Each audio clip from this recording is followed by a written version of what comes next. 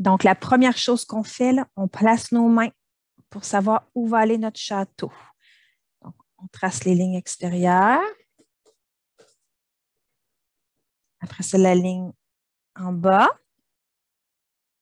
Après ça, on va faire les 2 tours. Donc, une première tour ici, une deuxième tour ici. Là, on va aller faire la ligne ici. Ça s'appelait ici, là, c'était l'endroit où les soldats surveillaient, voir s'il n'y avait pas des ennemis qui s'en venaient. Je pense que ça s'appelait le chemin de ronde, mais là, je ne suis pas sûre à 100%. Donc, regardez, moi, je mets mon crayon, puis je me dis, moi, je vais prendre un crayon, là. Des fois, je fais ça. Je prends mon crayon, puis je me dis, ce ne sera pas à la même hauteur que la tour, mais un petit peu plus bas. Donc, tu peux te mettre là et dire, pas à la même hauteur que la tour, un peu plus bas. Et là, ce que tu vas faire, là, tu vas faire des créneaux. Des créneaux, c'est des petits blocs comme ça. Ça permettait aux soldats de se protéger des ennemis. Je t'explique. C'est que le soldat, quand il surveillait, il se mettait où il y avait un trou. Puis s'il y avait quelqu'un qui lançait une flèche, il se cachait derrière le bloc. Vas-y, tu pars d'un côté, puis tu fais tes créneaux jusque de l'autre côté.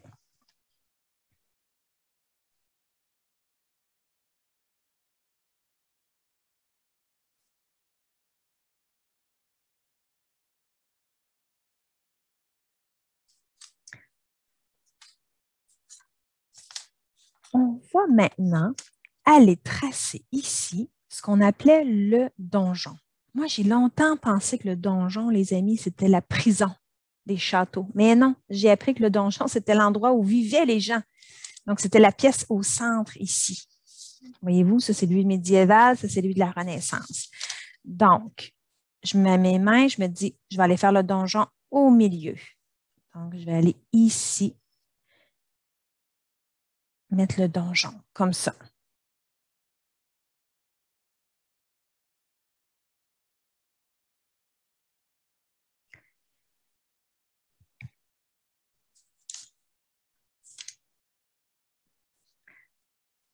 On va laisser ça comme ça pour l'instant. On va aller faire la porte, les amis. Donc, pour la porte, c'est vraiment ton choix d'artiste. Si tu veux, tu peux faire une porte qui est un petit peu comme arrondie comme ça, un demi-ovale. Même chose pour le château médiéval ici.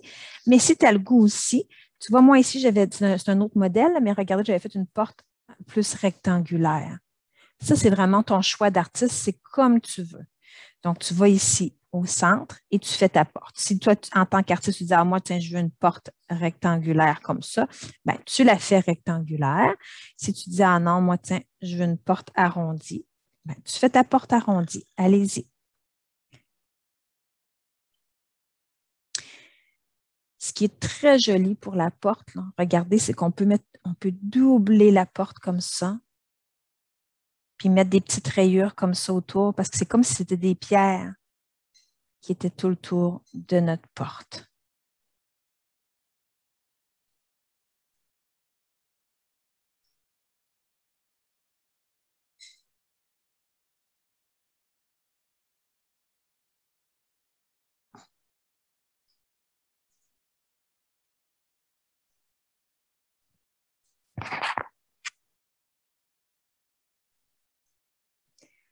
À partir de maintenant, là, on va se séparer parce que les toitures, la finition des tours n'est pas la même pour les 2 châteaux.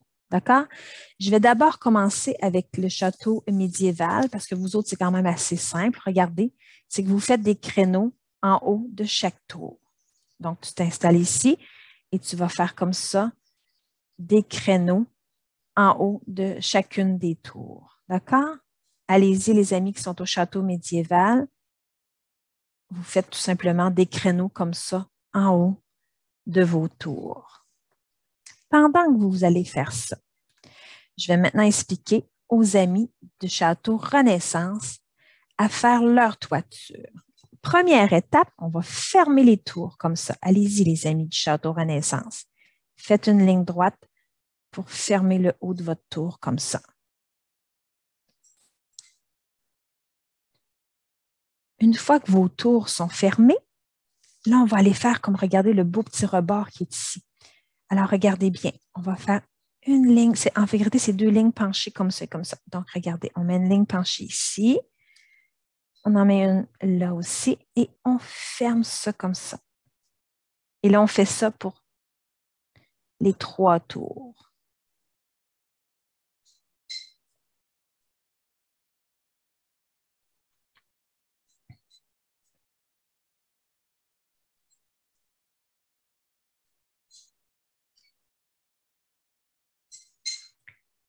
Une fois que ça c'est fait, on va aller faire 3 triangles.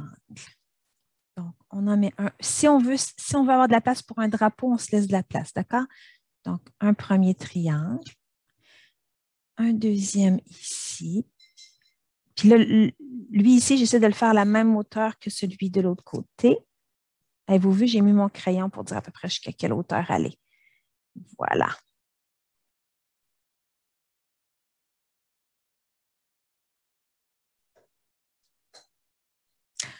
En attendant, les amis qu'on finit les toitures, les amis qui sont au château médiéval, si vous voulez, vous pouvez vous mettre des drapeaux dans les tours ou c'est vraiment ton choix. Moi, je l'ai mis ici, mais ça aurait pu être mis au milieu, ça aurait pu être mis dans les 2 tours ici. Ça, c'est vraiment un choix d'artiste, là. D'accord? Pour les amis de la Renaissance, ça, c'est pas obligé, mais si tu veux, ce serait très joli de faire c'est comme des tuiles en haut de chaque tour. Donc, regardez, on se met ici et c'est comme si on faisait des U, hein, tous attachés un ensemble comme ça. Donc, on fait ça sur chacune des tours.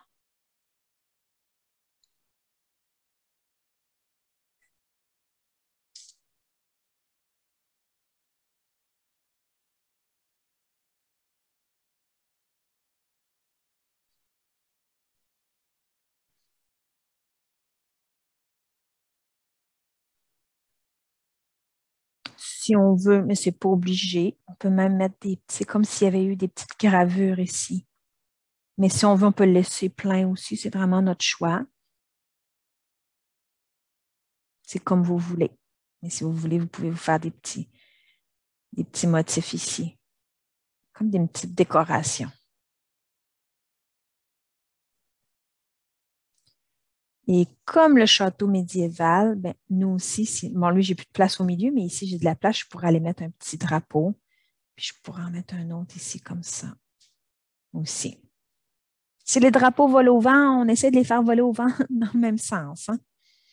Des fois, je vois ça sur un dessin, il y a un drapeau qui vole par là, puis un drapeau qui vole dans l'autre côté. Le vent, il ne peut pas souffler dans les deux côtés en même temps.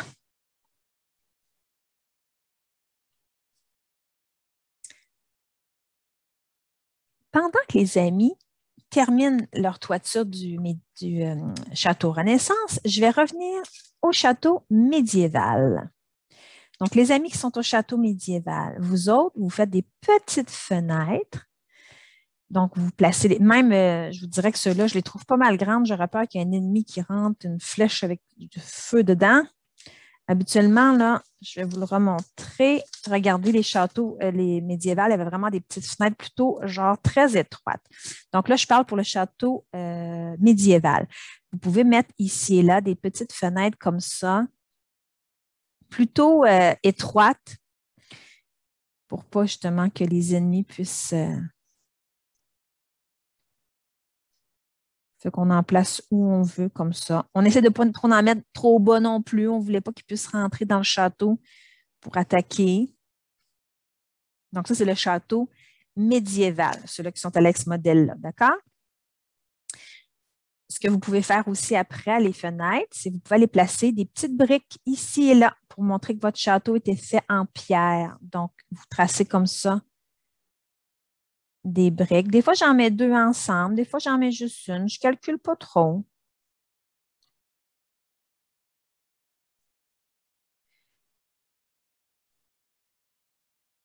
Donc, je me pose des petites briques comme ça un peu partout.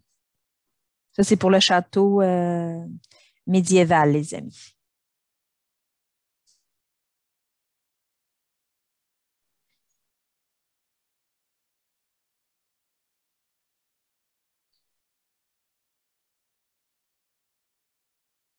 Donc, je vais enlever les toitures, là, parce que les autres médiévales, c'est avec les créneaux. Ici, je refais les créneaux comme ça pour le médiéval. je vais maintenant montrer. Les amis médiévales, vous continuez de faire vos fenêtres, vos briques. Là, je vais aller montrer aux amis de la Renaissance parce que ça, ce n'est pas la même chose. Alors, à la Renaissance, il y avait déjà un peu moins de guerre. Les gens attaquaient moins les châteaux. Alors, à ce moment-là, les gens ils se mettaient des belles grandes fenêtres avec des carreaux. Là, ça, c'est un modèle que je peux vous montrer qui est très facile à faire. Donc, là, on est revenu au château de la Renaissance. Donc, regardez ce qu'on peut faire. On peut se mettre des fenêtres comme ça, arrondies. Et on met un beau petit rebord de fenêtre comme ça. Je vais approcher ma caméra pour vous montrer plus près. Comme ceci. Et après ça, regardez, on fait des lignes obliques dans un sens. Après ça, on va en faire obliques dans l'autre sens, qui va nous faire des belles fenêtres à carreaux. Donc, regardez, je reprends ici. Je fais un demi-ovale. Je mets un rebord de fenêtre. Et là, je mets les lignes obliques. 2 lignes obliques dans ce sens-là, 2 lignes obliques dans l'autre sens. Donc, je peux aller placer des fenêtres dans mon château. Je vais en mettre ici.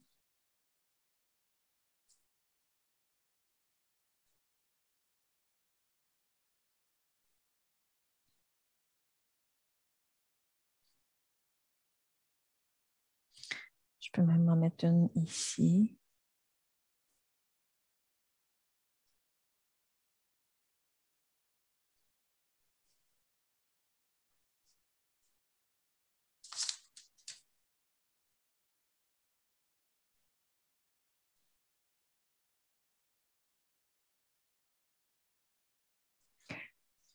Même chose que les amis du médiéval, si vous voulez. Ceux qui sont au pastel gras, surtout, regardez, moi, j'ai pris un pastel gris. J'ai fait des briques ici et là, juste pour indiquer.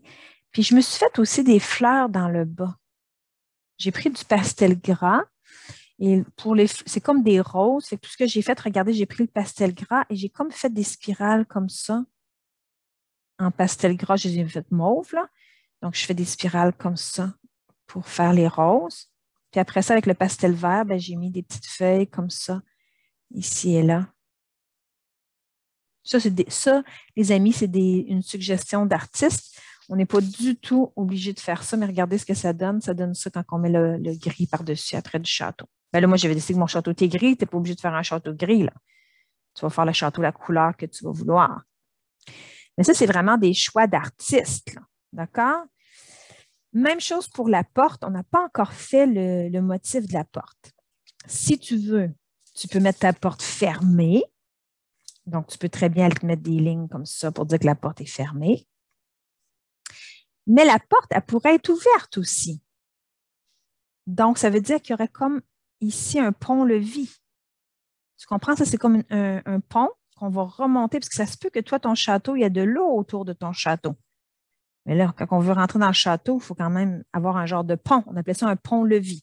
Donc, c'est comme une genre de porte comme ça qu'on levait ici. Donc, si tu y vas avec ça, tu peux faire, regarder, tu mets comme 2 petits rectangles, puis là, tu mets une genre de chaîne qui va aller jusqu'au bord de la porte ici. Donc, si jamais ils voyaient des ennemis ou même la nuit, ils remontaient le pont-levis pour protéger les gens qui étaient dans le château. Donc, les lignes qui sont ici, ce n'est plus la porte, mais on va mettre une autre ligne comme ça. C'était une herse. C'était comme une grille qui était fermée. Il levait la herse seulement s'il voyait c'est qui s'en venait et ce n'était pas quelqu'un de dangereux. Donc, ça se peut que ce soit juste une herse comme ça qui était descendue.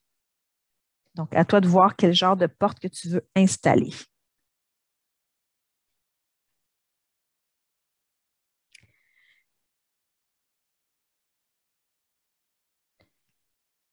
Avant d'aller mettre les couleurs, les amis, dans votre dessin, là, ça va être le temps de personnaliser votre dessin. Donc, est-ce que vous voulez mettre des petits soldats? Est-ce que vous voulez mettre une princesse, un chevalier, une reine, un roi? Ça, c'est vraiment toi qui vas choisir ça. C'est sûr qu'on ne voit pas beaucoup les personnages parce qu'ils sont quand même assez loin. Tu vois, j'ai fait une petite princesse ici, mais on ne la voit pas vraiment beaucoup. D'accord? Donc, tu peux tout simplement aller dessiner, même un soldat, regardez, on va faire, disons, sa tête, on va y faire un chapeau sur la tête, comme ça. On ne le voit pas beaucoup, là. Et là, on va pouvoir dessiner ici son armure, puis lui mettre ses jambes comme ça, tiens, avec les pieds. Bon, s'il y a un bras ici le long du mur, mais peut-être ici qu'il tient une genre de grande lance pour surveiller. Vous voyez, on ne voit pas vraiment son nez et tout ça. Là. On ne voit pas beaucoup les détails. Même chose si on fait une princesse ou un chevalier en haut de la tour ici, on ne verra pas beaucoup les détails. Il y avait aussi des amis, je le sais, qui avaient le goût, même si les dragons n'existaient pas, mais ça n'existe pas, c'est dans notre imagination, hein, c'est un animal fantastique. Je peux vous montrer comment dessiner un dragon. Donc, ce qu'on fait, les amis, là, souvent, c'est qu'on regarde la forme du dragon. Regardez son ventre, c'est comme un ovale.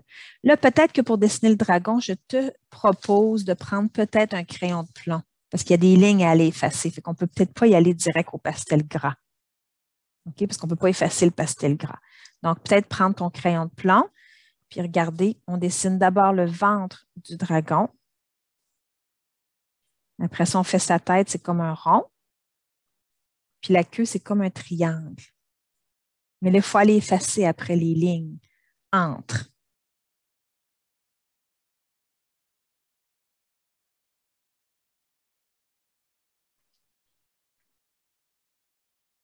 Là, après ça, on va aller lui faire son museau. Encore une fois, on va aller effacer la ligne ici. C'est pour ça que je disais de prendre votre crayon de plomb pour pouvoir aller effacer les lignes.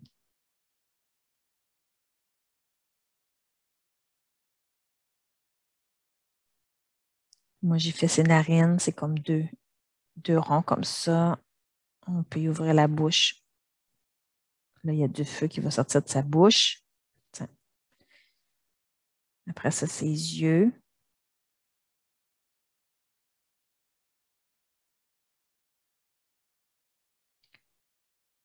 Là, on va lui mettre ses pattes avec ses grosses griffes. Tiens. On va effacer juste la petite ligne ici aussi. Tiens, les pattes arrière.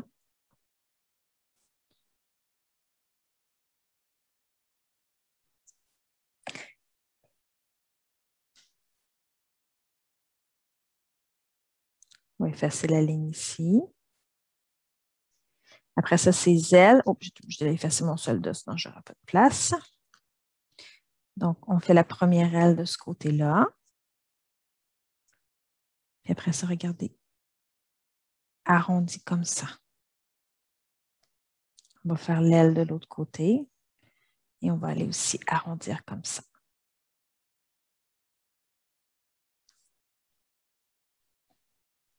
Puis là, tout ce qui nous reste, ben, c'est sur notre dragon, c'est qu'on peut aller lui faire des pics comme ça, si on veut. C'est vraiment un choix d'artiste. Moi, j'aime bien. Ça lui donne une fière allure jusqu'au bout de la queue.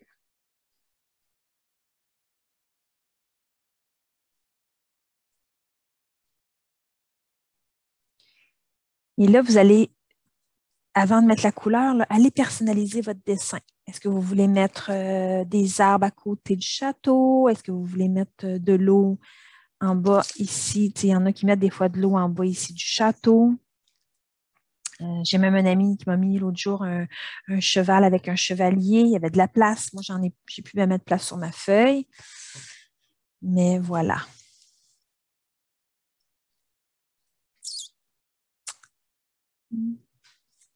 Et là, on serait rendu à la coloration. Donc, les amis qui sont à la maison, vous autres, vous prenez, à moins que vous me dites que vous avez de la peinture, là, mais si vous n'avez pas de peinture, allez-y avec vos crayons de couleur. Ou encore, si vous avez des crayons feutres, il n'y a pas de problème. Donc, on va aller colorier notre château. Là, ce qu'on veut, les amis qui sont à l'école à la peinture, c'est qu'on veut que le château ressorte beaucoup, qu'il y ait des belles couleurs vives. Et la recette pour avoir une couleur vive, là, ce qu'il faut faire, là, c'est mettre pas beaucoup d'eau, mais beaucoup de peinture. Donc, regardez, je suis allée mettre de l'eau sur mon pinceau Et là, je vais dans la peinture et je vais charger mon pinceau. Et là, regardez bien comment je charge mon pinceau. Des fois, je vois des amis qui tournent, puis là, ils mettent de la peinture presque jusque-là. C'est parce qu'il y a juste le bout qui va toucher la feuille. Donc, mettez juste la peinture sur le bout de votre pinceau, les amis. Pas besoin d'en mettre très épais. Et là, regardez, bon, si moi, c'est ma porte en bois, je vais aller mettre comme ça et je peux même passer par-dessus le pastel gras. Il n'y a pas de problème. C'est fait pour ça. Le pastel gras, lui, il est déjà rentré dans les pores du papier, fait que je peux mettre de la peinture par-dessus, comme ceci.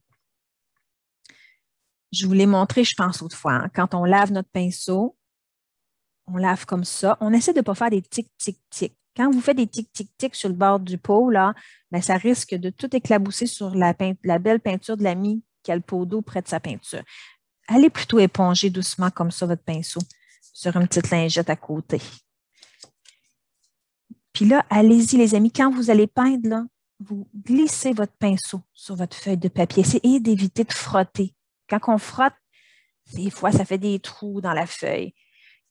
Puis, on peut aussi s'amuser à mettre des belles couleurs dans le ciel. N'ayez pas peur de mélanger des couleurs puis faire des beaux dégradés.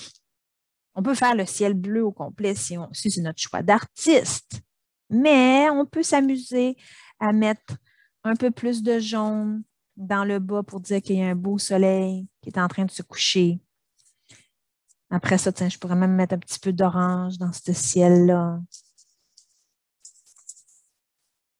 Après ça, des fois, là, même en Gaspésie, on a des super beaux couchers de soleil qui sont un petit peu rosés. Donc, je peux aller mettre un peu de rose après.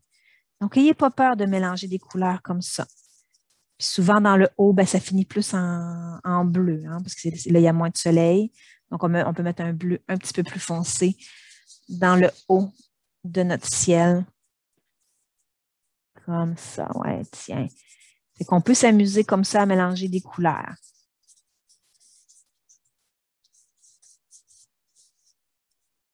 Ah, s'il y en a qui n'ont pas encore commencé à peindre leur ciel, là, regardez ça, c'est une astuce aussi, c'est qu'on fait des nuages avec du pastel gras blanc.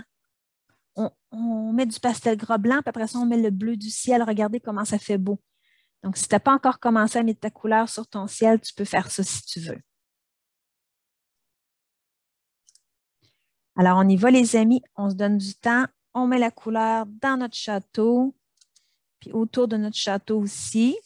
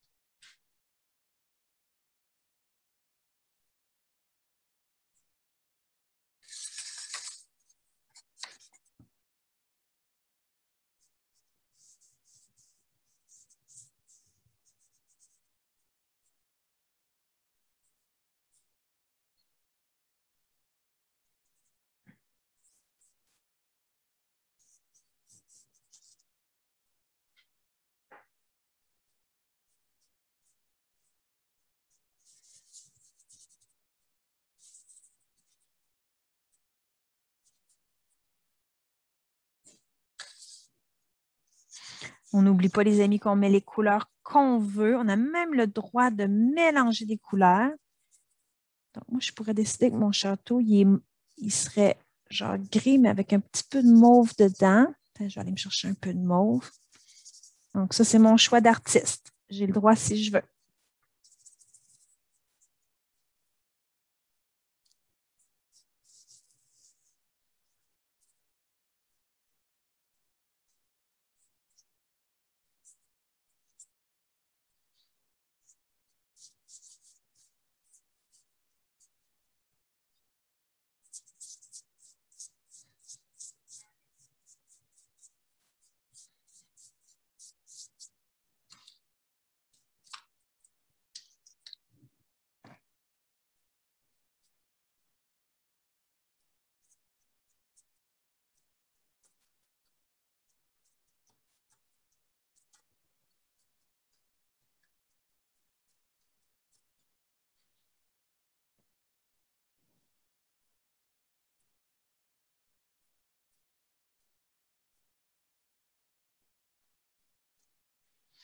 sais, moi, j'ai même décidé, là, en tant qu'artiste, je vais mettre des fleurs dans mon gazon. Fait que regardez, je suis allée mettre du mauve sur mon pinceau, puis regardez, je donne juste des petites tapes ici et là, parce qu'on ne les voit pas bien. Les fleurs sont vraiment trop petites, trop loin. Donc, je mets des petites fleurs comme ça autour de mon château.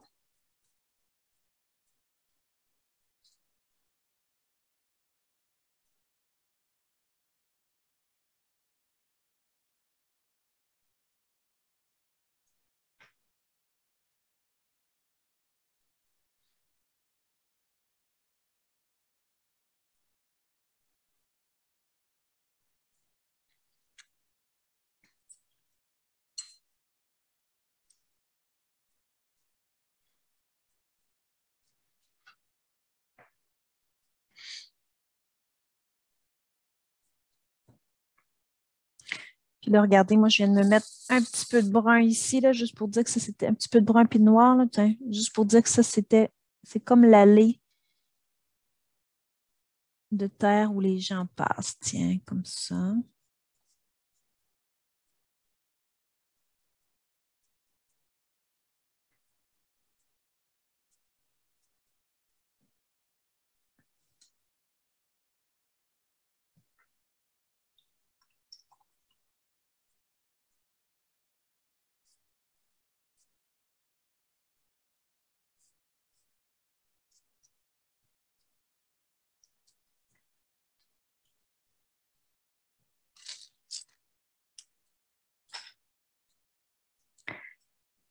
Voilà, c'était les explications pour dessiner le château, soit médiéval ou encore celui de la Renaissance. J'espère que tu as aimé dessiner ça avec moi.